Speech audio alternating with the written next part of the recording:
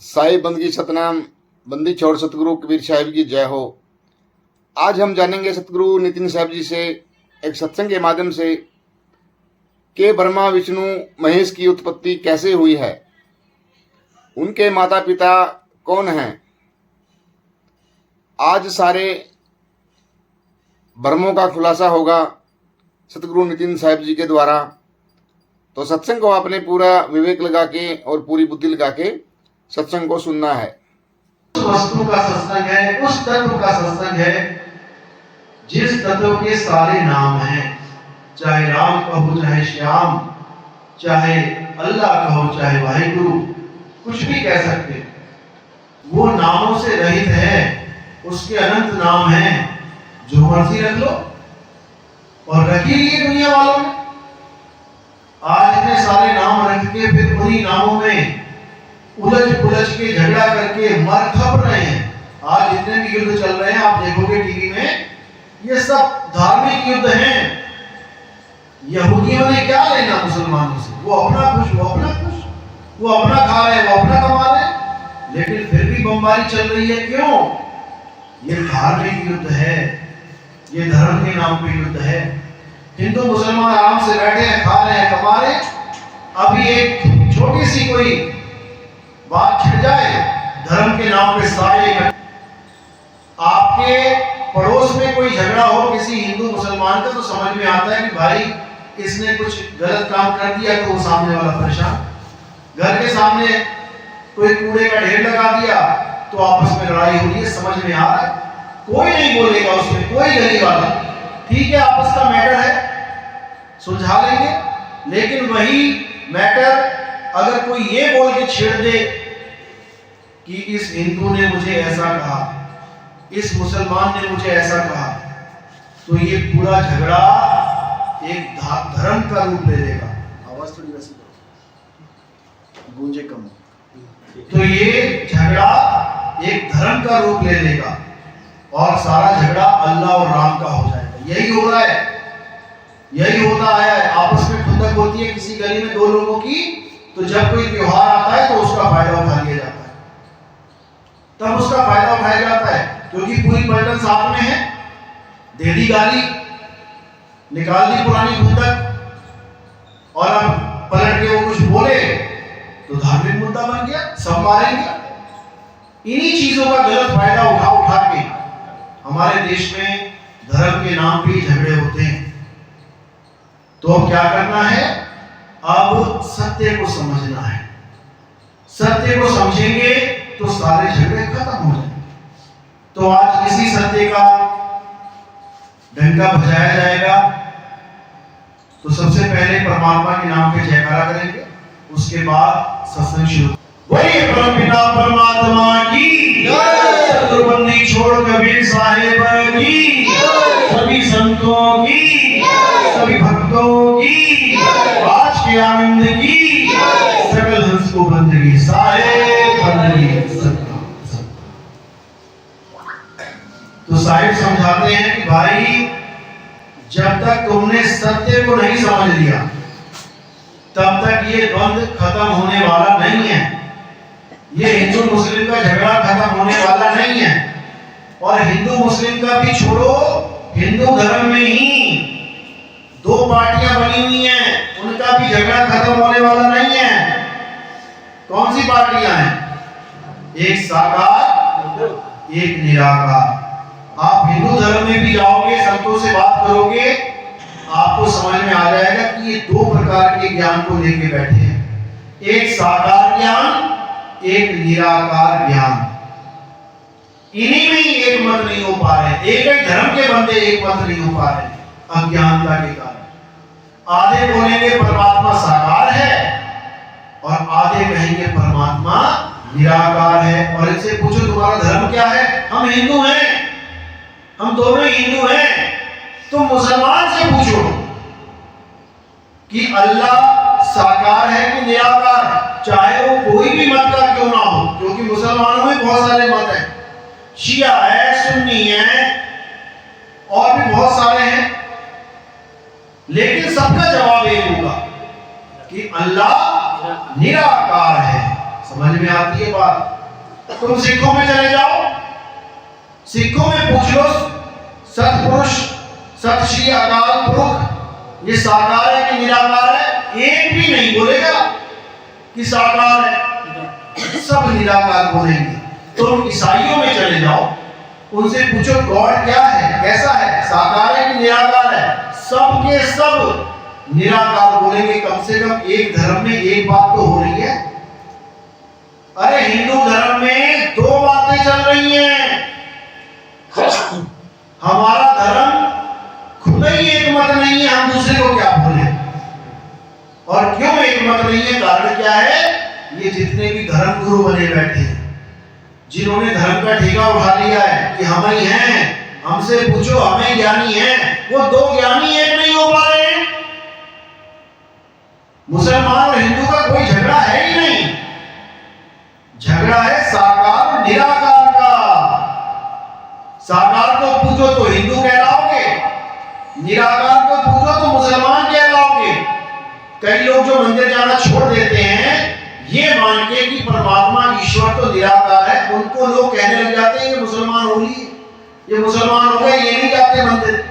मंदिर ना जाने का मतलब ये समझ जाती है दुनिया कि ये मुसलमान हो गया, जबकि इनको यही नहीं पता कि साकार और निराकार दोनों ही हमारे ग्रंथों में, दोनों का जिक्र है। शिव महापुराण पढ़ो, श्रीमद् देवी भागवत पुराण पढ़ो, तुम विष्णु पुराण पढ़ लो, सब में यही जिक्र है कि भगवान शिव पहले निराकार थे, फिर वो साकार रूप बना गया।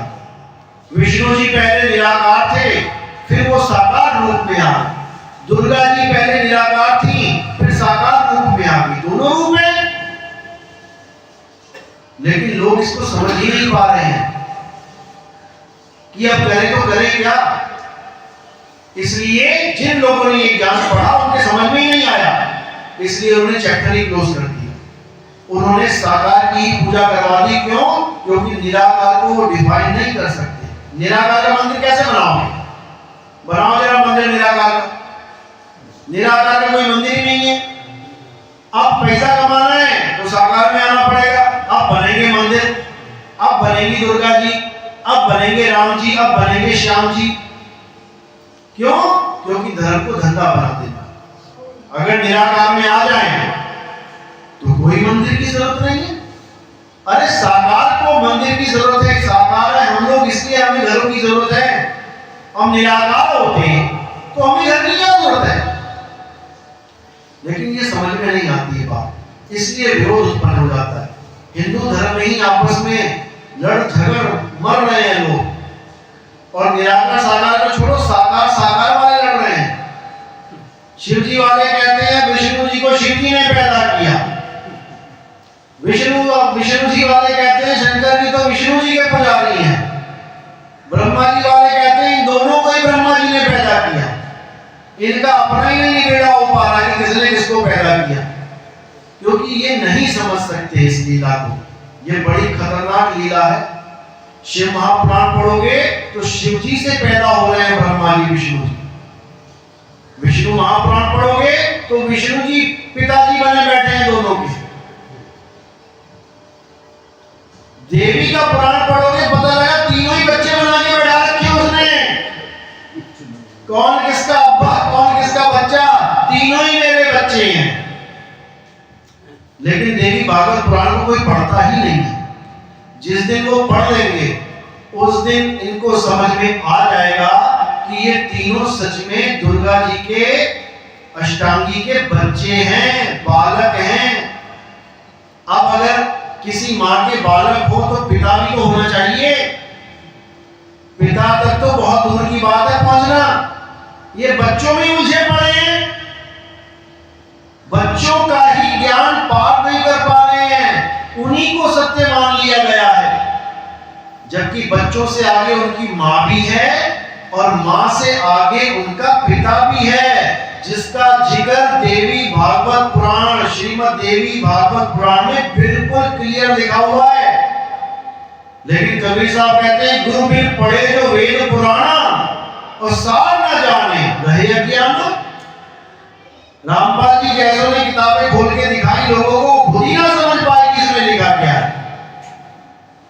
इसमें लिखा है देवी दुर्गा ब्रह्म स्वरूपिणी है। अब रामपाल जी महाराज चकरा गए, हैं ब्रह्म स्वरूपिणी, ब्रह्म तो इसका पति है, ये कहां से ब्रह्म स्वरूपिणी हो गई? क्योंकि उनको ब्रह्म का स्वरूप ही नहीं पता, उनको ब्रह्म का स्वरूप ही नहीं पता है। अरे ब्रह्म कोई लेडीज और जेंट्स थोड़ी नहीं है कि तुमने ब्रह्म को पिता बना दिया और माया को उसकी घरवाली बना दिया। सब ब्रह्म स्वरूप हैं, सब जीव स्वरूप बैठे हुए हैं। यही जीव जब भक्ति करता है तो क्या कहेगा? भक्ति पूर्ण होने पे अहम ब्रह्मस्मि, 3 लोक की भक्ति पूर्ण होने पे वो ब्रह्म अवस्था को प्राप्त कर देता है। ब्रह्म अवस्था का मतलब ये नहीं कि कोई लेडीज और जेंट्स की अवस्था। जैसे आप इलेक्शन में खड़े हुए और आप जीत गए, प्रधानमंत्री बन गए, तो इसका मतलब लेडीज भी बन सकती है, जेंट्स भी बन सकता है। ये एक पद है, औहदा है, ये डेजिग्नेशन है। ये कोई पुरुष और स्त्री का खेल नहीं है कि कोई इसको पुरुष और स्त्री समझ के बैठ जाए। तो इसीलिए कबीर साहब ने समझाने की तो बहुत कोशिश करी, लेकिन कोई समझ ही नहीं पाया।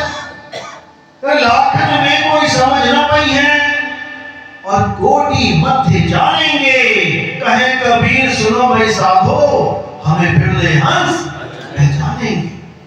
कहते हैं जीव और ब्रह्म से पार कोई बिरला हमें पहचानेगा कि हम ही पार ब्रह्म हैं, हम ही पार ब्रह्म हैं। तो जो ब्रह्म ज्ञान को सर्वश्रेष्ठ बोलते हैं, ब्रह्म ज्ञान को परमात्मा का ज्ञान बोलते हैं, उनको लताड़ा है कबीर साहब ने। अरे ब्रह्म बड़ा की जहां से आया और वेद बड़ा की जिन निर्माया, ईमन बड़ा की जीवन माना और राम बड़ा की राम ही जाना। ब्रह्म ब्रह्म कबीरा फिरे उदास, तीरथ बड़ा या तीरथ का दास। अभी कोरोना चालू था ना 2020 में, सारे तीरथ कैसे पड़े हुए थे? सुनसान सन्नाटा, सब ताले लग गए, सब बंद। अब देखो मजमे लगे पड़े दोबारा से, क्यों? तीरथ का दास पहुंच गया वहां पे। और जहां तीरथ का दास पहुंच जाए वो तीर्थ महातीर्थ हो जाता है, वो कुंभ महाकुंभ बन जाता है, वो तीर्थ स्थान महातीर्थ स्थान बन जाता है, केवल इस तीर्थ के दास की वजह से। और तीर्थ का दास ना पहुंचे तो पंडित जी खुद ही मंदिर छोड़ के भाग जाता है कि यहाँ कमाई नहीं है भाई, यहाँ तो भुखमरी फैल रही है। समझ लो, समझ लो, अगर तीर्थ का दास मंदिर मस्जिद ना पहुंचे, सबसे पहले जो छोड़ के भागेगा ना भगवान को, वो वही है। वो बैठे भी इसीलिए हैं सुबह से शाम तक, क्योंकि चढ़ावा चढ़ रहा है, तीर्थ का दास आ रहा है, भगवान से मांगने की जगह देके जा रहा है। पापा से कुछ मांगोगे, अभी 100 रुपए की जरूरत है, पापा से मांगोगे पापा 100 रुपए दो, तो पापा क्या कहेंगे? बेटा 1 साल बाद मिलेगा। या फिर पापा से मांगोगे 100 रुपए, फिर 5 रुपए चढ़ा भी दोगे, पापा को दे भी दोगे, पापा दे देते 100 रुपया, या ऐसा करोगे? मंदिरों में ऐसा ही हो रहा है, मस्जिदों में ऐसा ही हो रहा है। जिनसे मांगा जा रहा है वो दे नहीं रहे, बल्कि उनको दे के आ रहे हैं। जैसे रिश्वत होती है, हाँ भाई 10 लाख रुपए मिलने वाला है, अच्छा 10,000 दे देना मुझे। सरकारी काम होते हैं ना, पेंशन लेने जाना है तो वो अपना हिसाब भी बता देता है साथ में, ठीक है 50,000 पेंशन मिल जाएगी, 2,000 दे देना। तो भैया ये काम चल रहा है क्या भगवान की तरफ पे? यानी भगवान को रिश्वत दी जा रही है, छोटी वाली रिश्वत देके बड़ी वाला पैसा मांगा जा रहा है, यही चल रहा है। ऐसा नहीं होना चाहिए। भगवान को पैसे की जरूरत ही नहीं है, ना तो भगवान ने आज तक किसी का चढ़ाया धन 1 पैसा भी उठाया हो, कभी नहीं। गले में पड़ा है तो पड़ा है, 100 साल बाद आओगे तो भी पड़ा ही मिलेगा। भगवान के घर में गांधी वाले नोट नहीं चलते, समझ लो। अरे गांधी वाले नोट तुम्हारे पाकिस्तान में नहीं चलते, नेपाल में नहीं चलेंगे, तुम श्रीलंका में चला के दिखा दो, अमेरिका में चला के, वो भी बदलने पड़ते हैं। गांधी वाला दोगे तो दूसरे करेंसी मिलेगी, वो चलेगी। तो भगवान के घर में भैया ये वाले नोट नहीं चलते, वहां तो अभी की लक्ष्मी माता सोने के शर्फियां बांट रही है, तुम 2 जरा सोने के शर्फी चढ़ाओ, तब तो भगवान को लगे कि हाँ भैया हमारी वाली करेंसी आ रही है, कुछ करना पड़ेगा। तो ये सब माया जाल है, ये सब भ्रम जाल है। इसी में भ्रम भ्रम के ये जीव, इसका नाश होता जा रहा है, ये भटकता जा रहा है, ये बार बार इस अनमोल इंसान बात करता चला जा रहा है और इसको पता भी नहीं लग रहा है कि मैं बर्बाद कर रहा हूं, क्योंकि इसको समझाने वाले ऐसे मिल गए हैं जो इसकी बर्बादी को ही आबादी बता रहे हैं। लेकिन परमात्मा की दया से जब हमारा सत्संग किसी विवेकी के कानों में पड़ जाता है, भले वो राम जी का पुजारी हो, अच्छी बात है, भले वो भोले शंकर का कट्टर पुजारी हो, अच्छी बात है, भले वो मुसलमान हो, 5 टाइम नमाजी हो, अच्छी बात है, भले वो ईसाइयों का कोई भगत है, अच्छी बात है, हमारी बात उसके कान में पड़नी चाहिए। अगर वो विवेकी है तो मेरे भाई वो धर्म नहीं देखेगा, वो कभी जात पात नहीं देखेगा, वो सत्य को देखेगा कि यहाँ पर सत्य की बात चल रही है और मेरा जन्म का लक्ष्य ही सत्य प्राप्ति है। तो वो बिना भेदभाव किए, आज देखो कितने मुसलमान हमारे लाइफ में भी आते हैं और कितनों ने नाम दीक्षा ले ली।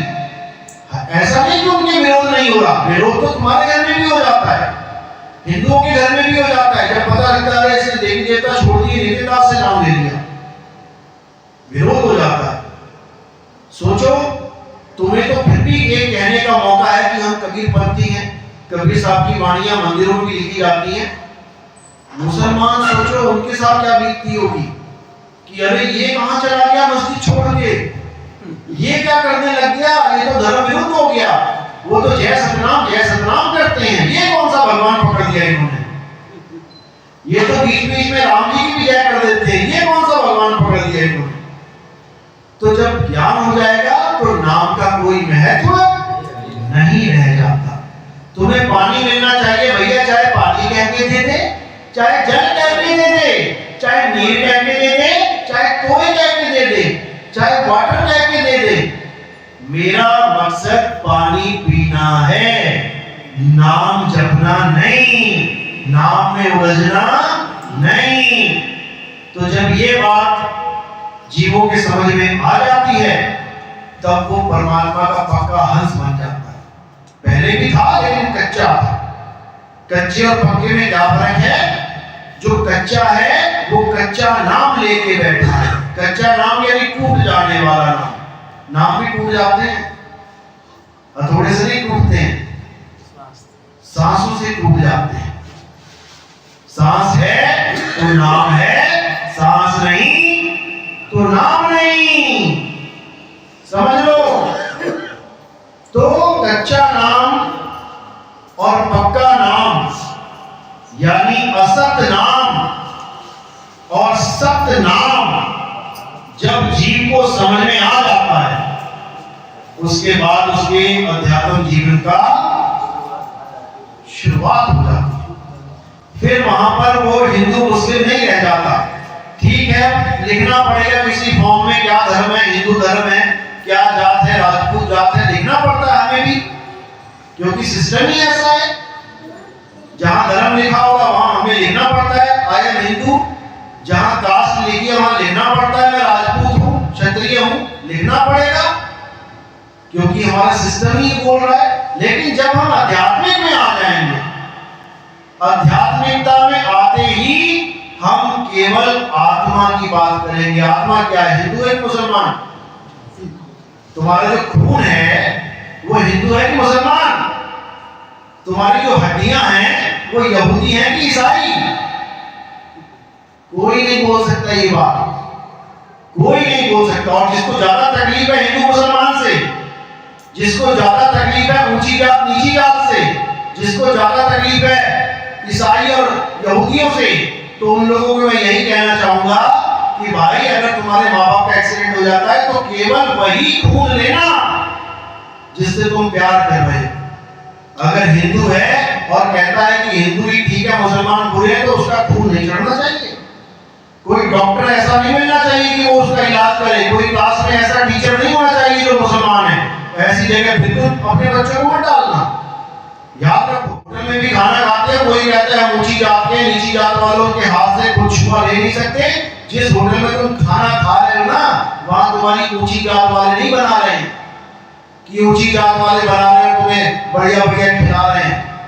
जाके पूछना ये रोटी किसने बनाई है, क्या नाम है भाई तेरा, तो तुझे पता लगेगा कि ये किसने खिलाई है, किसके हाथों की रोटी बनी खा रहा है तू। समझ लो। तो यही इतना बुरा हाल है कि लोग हाथों से छुआ हुआ गिलास, पानी नहीं छुआ बंदे ने, हाथों से छुआ हुआ गिलास से पानी नहीं पीते हैं। लेकिन वही बंदा अगर हाथों से छुआ हुआ नोट दे देना, वो नोट कभी अशुद्ध नहीं होता। ये नोट की खासियत है। जय हो बाबा गांधी की। ये गांधी बाबा की मेहरबानी है कि वो नोट कभी अशुद्ध नहीं होता। डालो जरा वॉशिंग मशीन में, धो जरा उसको अच्छे से, रिंच से रगड़ रगड़ के, एक ना रगड़ेगा। उसको पता है गांधी जी का रंग उतर गया ना भाई, फिर ये कागज है, चलेगा नहीं। लेकिन गिलास कोई छू ले तो देर रगड़ रगड़ के कहो फेंक ही दे। इतना बुरा हाल है लोगों का, क्या किया जाए, दुर्गति है। तो मैं तो यही कहूंगा, अगर ज्यादा जातिवाद में फंसना है तो ऐसा कार्ड बनवा लो जिसमें डॉक्टरों को भी नाम लेके हो, टीचरों को भी नाम तुम्हारी जात वालों के, किसी और के पास ना चले जाना गलती से। जूता काटने से लेके कपड़े पहनने तक तुम्हारी जात वालों की काम नाम होने चाहिए, किसी और का हाथ का लगा ले मत लेना। वरना ये सब बापेटवा खत्म कर दो। हम सब मालिक के बच्चे हैं, इसी मिट्टी से आए हैं, इसी मिट्टी में जाएंगे। बस बात कहां पर है, साफ सफाई। अगर कोई साफ सफाई नहीं रखता तब तुम उससे थोड़ी दूरी बना सकते हो, क्योंकि अपना हाइजीनिक, अपनी शुद्धता के लिए, बीमारियां ना लगे, गंदगी में बीमारियां हो जाती, तुम्हें भी हो जाएंगी, वहां तुम दूरी बना सकते हो। समझ में आता है। किसी को बीमारी होगी, चमड़े का रोग हो गया, डॉक्टर ने कहा इसको हाथ मत लगाना भाई, तुम्हें भी हो जाएगा। वहां तुम ये भेदभाव कर सकते हो केवल अपने शरीर को बचाने के लिए, इसलिए नहीं कि वो छोटी जात का बड़ी जात का। अरे तुमने अपनी जात वालों को नहीं छुआ, अभी कोरोना हुआ था, बाप को बेटे ने नहीं छुआ, मां को बेटी ने नहीं छुआ, पता लगा बाप को कोरोना हो गया, सबने एकदम दूरी बना ली। छुओ ना, छुओ जरा। तो कितना बुरा हाल है संसार का। लेकिन ये सब तब ठीक हो जाएगा जब हम सब आत्मज्ञान में आ जाएंगे। आत्मज्ञान बिना नर भटके, कभी काबा कभी काशी। कोई काबा में भटक रहा है, कोई काशी में भटक रहा है। और जिस वस्तु को पाना चाहते हो, जिस खुदा को पाना चाहते हो, वो खुद तुम में विराजमान है, खुद में ही खुदा है, खुद में आ, आत्म में आ, तब मिलेगा आत्मा। लेकिन ये बात नहीं समझ में आती लोगों के, और वैर विरोध में जीवन बर्बाद करते हैं, अपना भी अपने बच्चों का भी। जो लड़वाते हैं, जो मरवाते हैं, उनके बच्चे देखो कहां हैं। कोई भी नेता है जो बड़ी बड़ी बातें कर रहा है हिंदू मुसलमान को लड़ाने की, उनको बस इतना पूछ लो कि आपका लड़का कहां है। विदेशों में बैठे हैं, पढ़ाई कर रहे हैं, बड़ी बड़ी डिग्रियां लेके बड़े बड़े औहदों पे बड़े बड़े नोट कमा रहे हैं, और तुम्हारे बच्चों के हाथ में लठ पकड़ा रखे हैं। तुम्हारे बच्चों को धर्म का पाठ बताया जा रहा है और वहां पर कर्म का पाठ पढ़वाया जा रहा है। समझ लो। तो जब तक हमने विचार नहीं किया,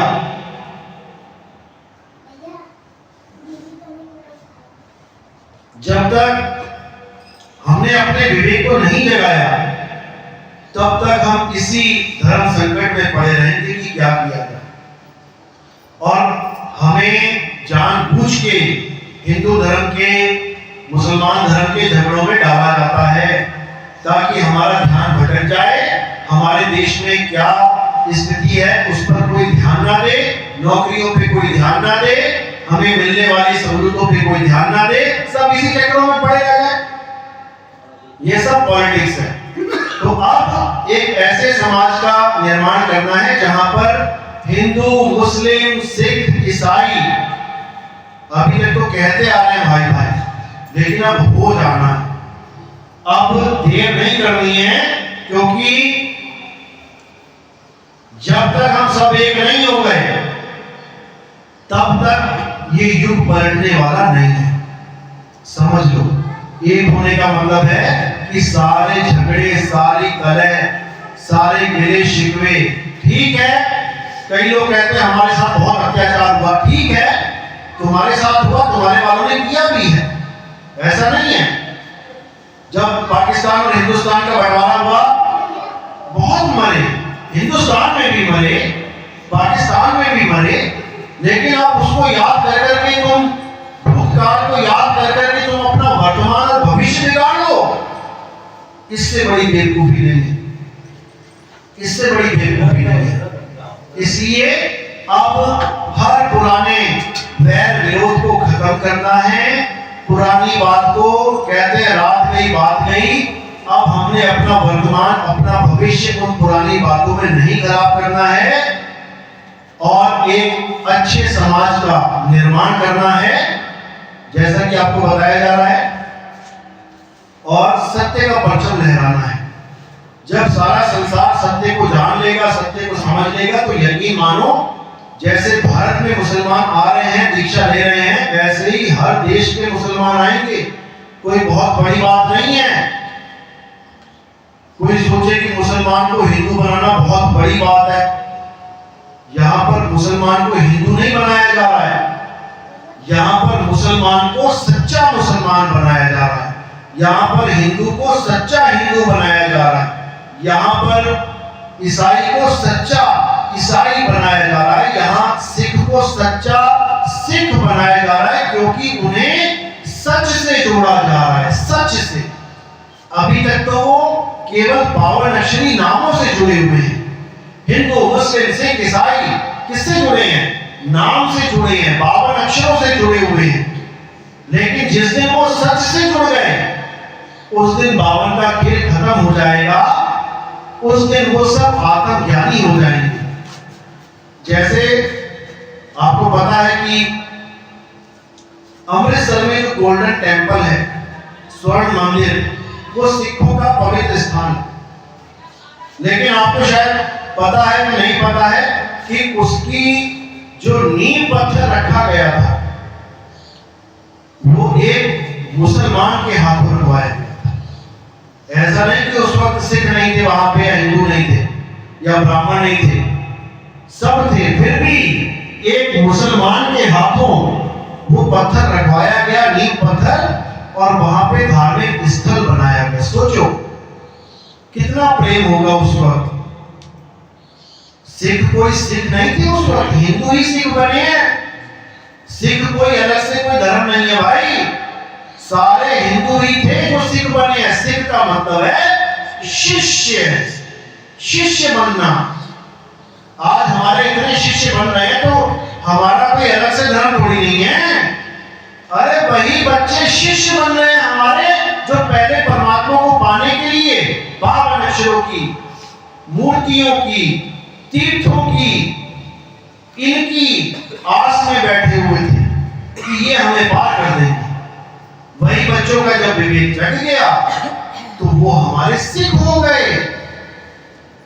सिख कोई धर्म नहीं है अलग से, सिख एक अवस्था है, शिष्य एक अवस्था है। जैसे बच्चे तो बहुत सारे मिलेंगे गली में, लेकिन उनमें से सिख कितने होंगे जो स्कूल जाते हैं, वो सिख हैं। उनकी अवस्था बदलेगी स्कूल में, वो आम बालक से खास बालक बन जाएंगे। जितने भी खास औहदे आप देखते हैं, एक आम आदमी और एक खास आदमी में क्या फर्क है? एक आम आदमी के सामने एक डीएम खड़ा है, तो दोनों में फर्क है। एक आम है, एक खास है। खास कैसे बना? क्योंकि वो सिख बना, वो शिष्य बना, वो स्कूल कॉलेज पढ़ के आम से खास बन गया। इसी प्रकार जो आम आदमी था उस वक्त, उसको सिख बना के खास बना दिया गया। और आज सिख धर्म वाले कई कट्टरवादी ऐसे हैं जो कहते हैं हम नहीं हिंदू, हम नहीं मुसलमान। अरे भाई कहां से आ गए फिर? हिंदू और मुसलमानों में से ही आए हो आप, हिंदू धर्म से ही सिख धर्म बना है, जबकि सिख कोई धर्म नहीं है, सिख पंथ है। आज्ञा भई अकाल की तभी चलायो पंथ, सब सिखन को हुक्म है, गुरु मान्यो ग्रंथ। ये समझाने के लिए बताया गया कि कोई भी आलतू फालतू बात करेगा मत मानना, जो ग्रंथ में दर्ज है सत्य वही है, यानी उसी से मैचिंग ज्ञान वो मानना। क्योंकि हम तो चले जाएंगे, दसों पातशाहियां चली गई, अब पता नहीं कौन कौन गुरु बन के बैठ जाएगा। और बैठ ही गए थे, पांचवी पातशाही के टाइम पे 52 गुरु बन के बैठे हुए थे, वहां पे 52 मंजियां लगी हुई थी, समझ लो। यानी अभी 5वें गुरु भी गद्दी पे नशीब नहीं हुए थे, 52 गुरु बने बैठे थे सिखों के। लेकिन जब पहचान की गई तो 5वीं पातशाही पास हुए, गुरु अर्जन देव जी महाराज, तब उनको गद्दी में स्थापित किया गया, नहीं तो 52 गुरु बने बैठे हुए थे। तो इसीलिए आगे की दुर्गति ना हो पंथ की, इसलिए बोल दिया गया आज्ञा भई अकाल की तभी चलायो पंथ, सब सिखन को हुक्म है, गुरु मान्यो ग्रंथ। कि अब तुम्हें किसी गुरु की जरूरत नहीं है, यानी कोई अलग ज्ञान दे रहा है उसकी जरूरत नहीं है, जो ग्रंथ में ज्ञान है उसी से मैचिंग ज्ञान को अपनाना है। आप समझ लो, कुरान भी यही कहता है, कुरान भी ये कहता है कि जो पूर्ण ज्ञान है मैंने बता दिया है, अब इसमें एक अक्षर ऐड नहीं हो सकता और इसमें से एक अक्षर निकल नहीं सकता, यही पूर्ण सत्य है। लेकिन लोग समझ नहीं रहे इसको, लोग कह रहे हैं कुरान तो इतना गलत ग्रंथ है, उसमें तो मारने काटने की बातें लिखी हुई हैं, तुम्हारे ग्रंथ में नहीं लिखी है क्या? हमारी गीता में नहीं लिखी है क्या? हमारे यहां नहीं लिखा है क्या कि जहां पर अधर्म का नाश करना पड़े वहां पे हिंसा भी उचित है? नहीं लिखा क्या? लिखा है तो हिंसा क्या फूलों से होती है क्या? फूलों के गुलदस्ते देंगे? क्या हुआ था धर्म युद्ध में? क्या चली? तलवारें चली, तीर चले। अब कोई कहते अरे ये हिंदू धर्म तो बड़ा गलत धर्म है, इसमें तो भाई भाई को नहीं बख्शता, दादा को पोते ने मार दिया, भीष्म पिता को किसने मारा? पोते ने मार दिया। अरे भैया ये धर्म तो बहुत कातिलाना धर्म है, बड़ा हिंसावादी धर्म है, तो कोई बेवकूफ ही कहेगा। इसी प्रकार अगर कोई कहे कि कुरान में बहुत हिंसा वाली बातें लिखी हैं, भैया वो तुम्हारी समझ में नहीं आएंगी। तुम्हारे घर में 4 लोग तलवारें लेके घुस जाएंगे, तुम क्या अहिंसावादी रहोगे वहां पे?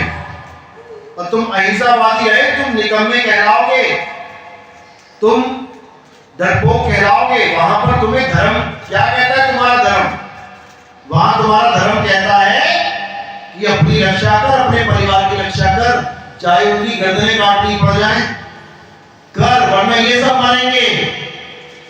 तो फिर कोई कहे कि ये तो बड़ा गलत डिसीजन है, नहीं है। हमारे फौजी देख लो, बंदूकें लेके खड़े हैं, अब कोई कहे नहीं यार ये तो बड़े कातिल लोग हैं तो गोलियां मार देते हैं, तो क्या गुलदस्ते लेके खड़े हैं वहां पे? जहां धर्म कहता है गोली चला, वहां चलानी पड़ेगी। मक्का मदीना में उस वक्त जब वहां पर बुरे हालात थे, वहां ये बोला गया कि अगर कोई ऐसा कर रहा है तो ऐसा कर दे। अर्जुन को भी तो यही बोला गया, अर्जुन ने तो धनुष छोड़ दिए थे कि मैं नहीं करता जी, मेरे चाचा, मेरा ये, मेरा वो, मेरा भाई भतीजा। तब कौन कह रहा है कि उठा धनुष बाण? कौन कह रहा है? तो फिर कुरान में थोड़ा सा लिख दिया कि ऐसा कर दे काफिरों के साथ, तो तुम्हें बड़ी दिक्कत हो गई। वो तो काफिरों के साथ कह रहे हैं, तुम तो अपने भाइयों के साथ करवा रहे हो। मार के चाचा के लड़के को, मार के ताया के लड़के को, तो ये अच्छा है क्या भाई? उसी प्रकार से निर्णय लिए जाते हैं। वही हमारा धर्म है। कई बार हम निर्णय नहीं ले पाते कि अब क्या करें।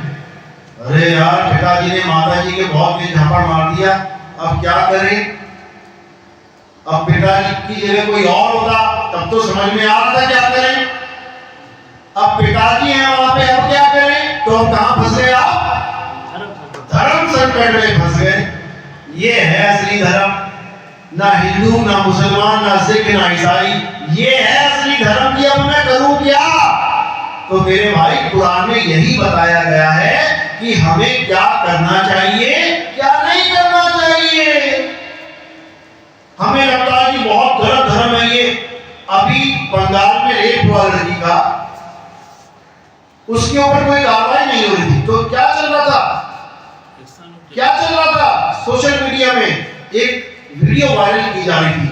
देखो, अरब देश में एक लड़की का बलात्कार हुआ, उसकी शरेआम गर्दन काटी जा रही है। ऐसा कानून होना चाहिए। अच्छा, अब ऐसा कानून होना चाहिए तो कहो पूरा लागू करवा दें।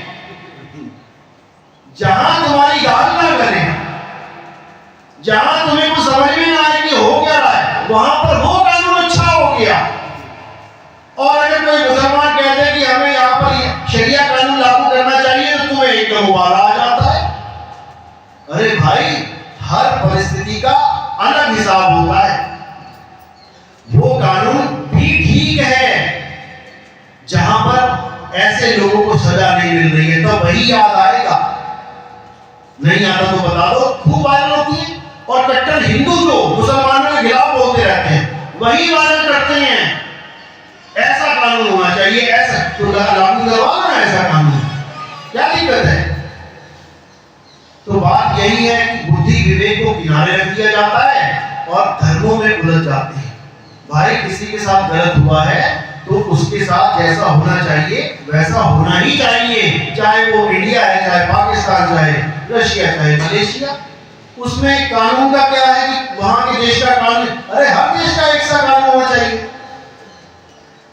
तो इसी प्रकार केवल झगड़ों का विषय है, लेकिन जब सत्य को जान लोगे तो एक सत्य, एक परम सत्य में सारे समाज आओगे, सारे संसार को वो एक नाम तार सकता है।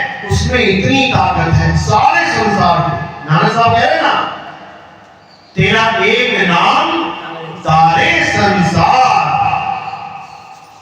सारी दुनिया को तार सकता है। लेकिन वो हिंदू, मुस्लिम, सिख, ईसाइयों वाला नाम नहीं है कि हिंदी का, पंजाबी का, उर्दू का, फारसी का, सारे संसार की प्यास कौन बुझा सकता है।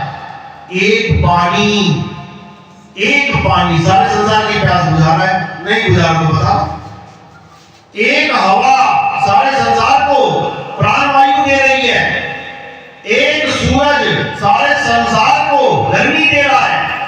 एक धरती पे सारा संसार खड़ा हुआ है। एक आसमान के नीचे सब बसे हुए हैं। जब हर चीज एक एक एक ही है, तो तुम काहे दो चार बना के बैठ गए। तुम उस एक को ही समझ लो, तुम्हारा कल्याण हो जाए। लेकिन एक को नहीं समझेंगे, क्यों। गंदा है पर धंधा है ये, समझ लो। भले इसमें मार कटाई है, भले इसमें लाशें बिछ रही हैं, गंदा है लेकिन धंधा है। तो इसी को साहिब ने बोला है, पेट कारणे करे गुरुवाई और पीढ़ी सहित नरक में है। जो लोगों को भरमाते हैं, लोगों को एक दूसरे के खिलाफ उकसाते हैं, जंगे करवाते हैं, लोगों के बच्चों को मरवा देते हैं, तुम्हें क्या लगता है वो बड़ी शांति मिल जाएगी उन्हें।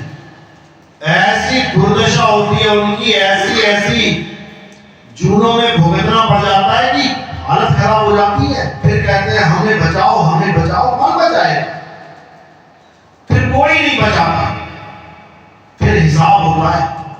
तो इसीलिए उस एक को जानो, उस परम पिता परमात्मा पे भरोसा करके उस एक के शरण में चले जाओ। बस सरेंडर कर दो उसके आगे। जो कुछ है सो तेरा, तू चाहे तारे चाहे मारे, भैया तेरे बच्चे हैं, तू दे। तो इसलिए उस एक को जानो, उस एक को। आज का सत्संग यही समाप्त करते हैं। और जो नाम दीक्षा वाले हैं, कोई है प्रथम दीक्षा वाला? हाथ खड़ा करो।